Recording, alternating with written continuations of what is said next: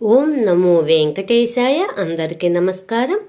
ఈరోజు వీడియో మహామృత్యుంజయ స్తోత్రం ధ్యానం, వాటి భావం తెలుసుకుందాం. మా ఛానల్ను subscribe చేసుకోనట్లయితే please subscribe.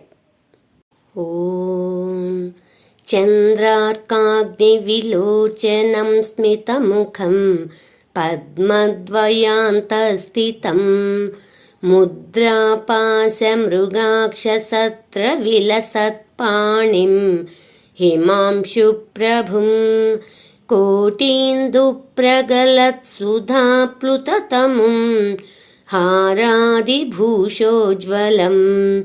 Kantham విశ్వవిమోహనం పశుపతిం Mrutyunjayam భావయేత్.